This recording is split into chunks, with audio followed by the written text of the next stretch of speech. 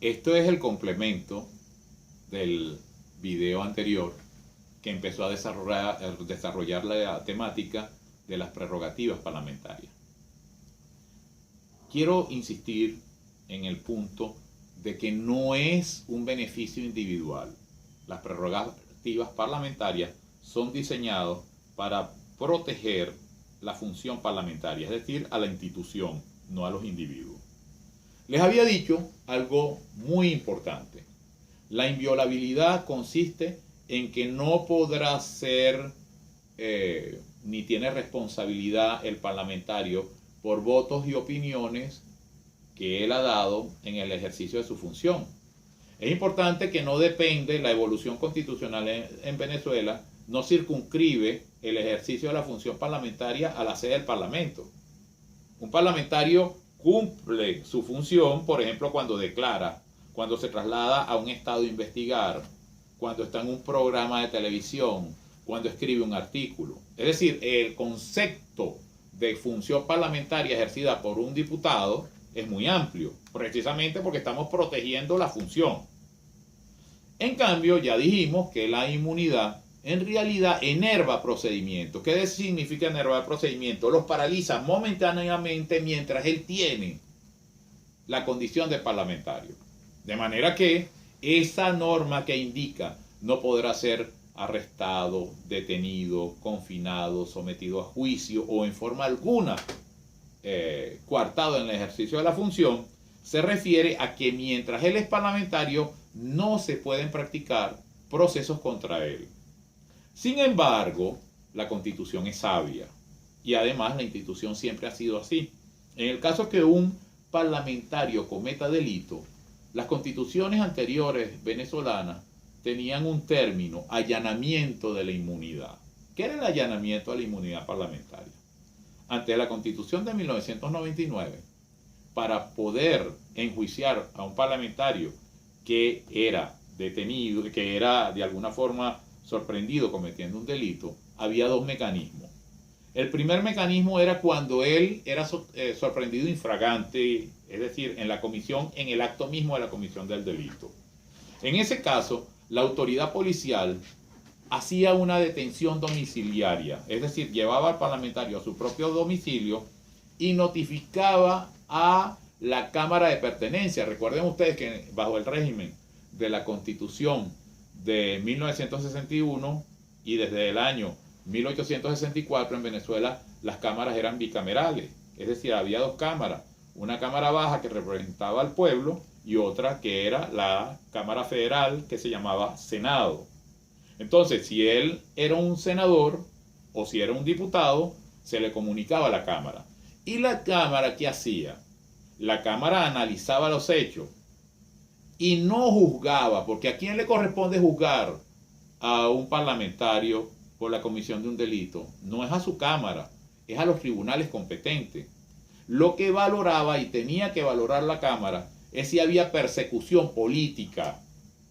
Si determinaba que había una persecución política contra el parlamentario, bajo la vigencia de la Constitución de 1961, simplemente decía no allano la inmunidad, es decir, no autorizo a que se practiquen medidas de privación de libertad en su contra.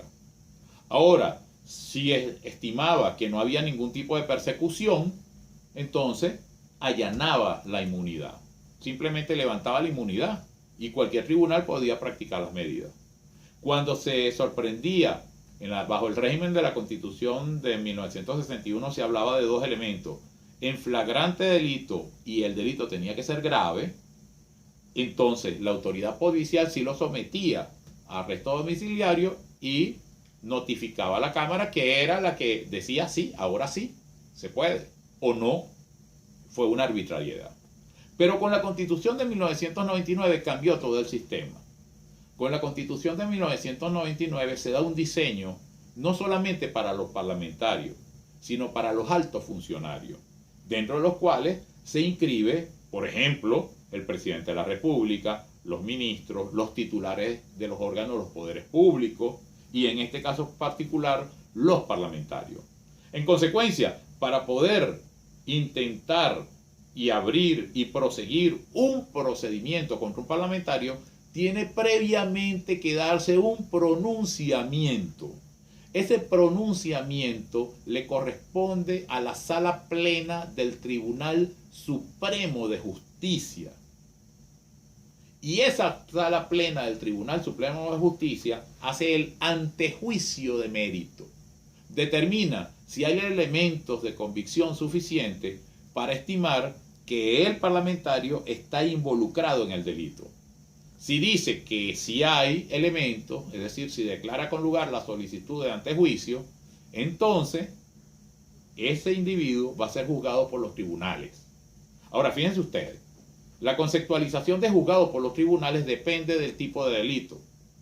Si el delito es común, es evidente que tiene que ser juzgado por los tribunales penales ordinarios. Sin embargo, el Tribunal Supremo de Justicia tiene la reserva de seguir el procedimiento y el enjuiciamiento y la investigación criminal cuando el parlamentario comete un delito político. Esto es así y tiene también raíz histórica. Ahora, es interesante también que analicen este punto. ¿Qué es delito político? El delito político, a diferencia de los delitos comunes, tiene una finalidad, que es la destrucción del Estado o las instituciones. Entonces, es algo muy subjetivo. ¿A quién le corresponde analizar esta situación? Al propio Tribunal Supremo de Justicia. Y otro elemento interesante es que eso se llama fuero especial. Es decir, el parlamentario es juzgado por el Tribunal Supremo de Justicia cuando comete un delito político. El otro elemento que quiero destacar es lo siguiente. El Tribunal Supremo de Justicia ha tenido una conducta ampliando la legitimidad que caía en cabeza del fiscal general de la República para intentar los antejuicios de mérito.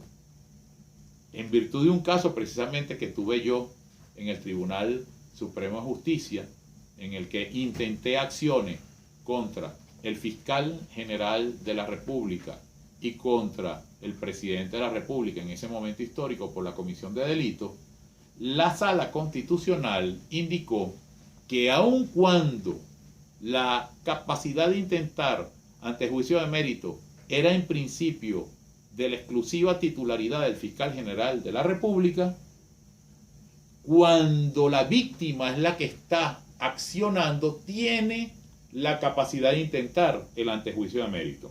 Se conoce en el argot judicial este caso como el caso Tulio Álvarez, es decir, el caso en el cual la sala no solamente dijo, puede la víctima intentar el antejuicio de mérito contra los altos funcionarios, sino que además diseñó un procedimiento que tiene dos etapas. La primera etapa en sala plena, el juzgado de sustanciación, que está constituido por el presidente del Tribunal Supremo de Justicia y el secretario de la sala plena, determinan la admisibilidad o no. Cuando determinan la admisibilidad buscan dos elementos. Primer elemento, si están acompañados suficientes recaudos para formar criterio.